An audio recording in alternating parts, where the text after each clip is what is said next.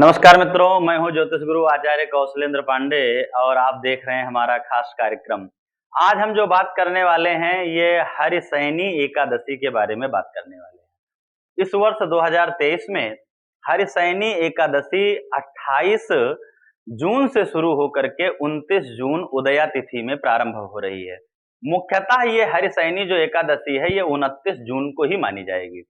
आप सभी वैष्णव भक्तों को 29 जून को हरिशयनी एकादशी का निराजल व्रत रखना चाहिए। जो निराजल व्रत नहीं रख सकते हैं उनको फलाहार के साथ व्रत रखना चाहिए। खास बात यह है कि इस व्रत में सेंधा नमक का प्रयोग किया जा सकता है।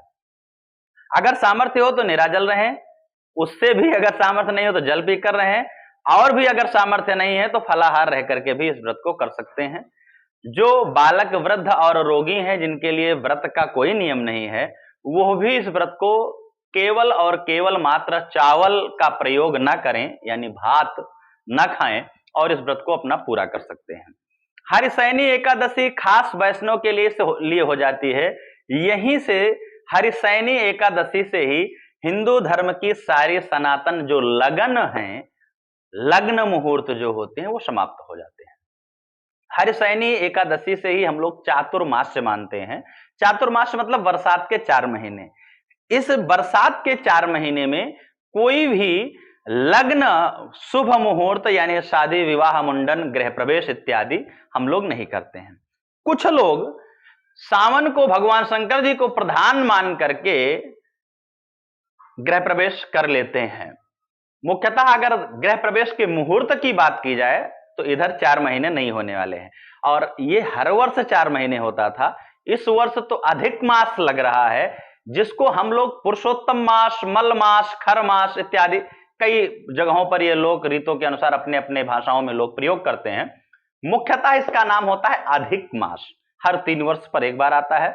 अब की बार हरिशयनी एकादशी के बाद 5 महीने, यानी अधिक मास 1 महीने बढ़ जा रहा है, तो 5 महीने ये खरमास या शुभ कार्य, शुभ लग्न, शुभ मुहूर्त हमको नहीं मिलने वाले हैं।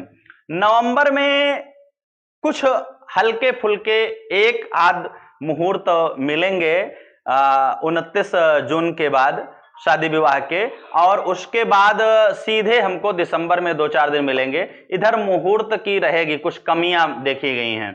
2024 में 14 जनवरी के बाद खूब मुहूर्त हैं विवाह के लिए, तो आप लोग जो भी प्लान करें, शादी विवाह, गृह प्रवेश, मुंडन, उपनयन, संस्कार इत्यादि का जो भी प्लान करें वो 2024 में ही करें, क्योंकि इधर मुहूर्त अभाव है। कुछ लोग नवरात्रि को प्रधान मान करके अपना शुभ कार्य करेंगे, कुछ लोग सावन को प्रधान मान करके अपना शुभ कार्य करेंगे। मुख्यतः 5 महीने कोई अब शुभ कार्य, शादी विवाह, मुंडन, खास करके गृह प्रवेश भी नहीं कर पाएंगे। और ये व्रत हम लोगों के जीवन में बहुत ही शुभदायक रहता है। हर वैष्णव भक्तों को हरिशयनी एकादशी का व्रत रखना चाहिए। ये माना जाता है, हरि मतलब भगवान विष्णु और शयनी मतलब शयन करने के लिए। भगवान विष्णु ही शयन करने के लिए 4 महीने के लिए चातुर्मास्य में विराजमान हो जाते हैं। वो एक स्थान पर अपने कार्यभार को, अन्य अपने सहायक गणों को, सावन में भगवान शंकर जी को, पितृपक्ष में पितरों को, नवरात्र में मैया को, अभी गणेश चतुर्थी इत्यादि आ जाएगी भगवान गणेश जी को, तो ऐसे वो कार्य को सबको सौंप करके और स्वयं विश्रामावस्था में वो लिप्त हो जाते हैं। और इसलिए हम लोग इस परम पावन पर्व को हरिशयनी एकादशी, हरि मतलब भगवान विष्णु, शयनी मतलब उनको शयन करने की प्रक्रिया बताई गई है शास्त्रों में, तो हरिशयनी एकादशी के नाम से जानते हैं। और यहीं से हमारे हिंदू सनातन धर्म में मुहूर्त अभाव 4 महीने के लिए हर वर्ष होता था, लेकिन अब की बार 5 महीने के लिए मुहूर्त अभाव हो जा रहा है, और यहीं से हमारे सारे शुभ कार्यों पर ब्रेक लग जाएगी।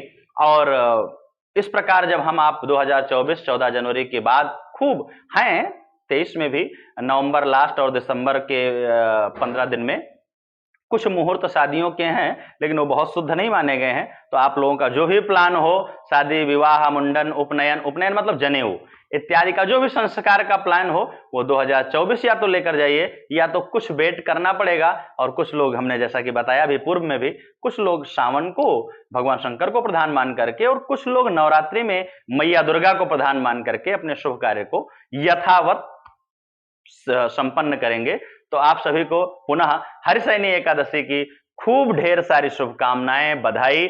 आप भगवान विष्णु के निमित्त इस व्रत को रखिए और अपने जीवन को धन्य बनाइए। अगर आपको ये वीडियो अच्छा लगा हो तो हमारे चैनल को सब्सक्राइब करें, लाइक करें और अपने परिवार रिश्तेदारों के साथ यह जानकारी जरूर साझा करें। धन्यवाद, नमस्कार।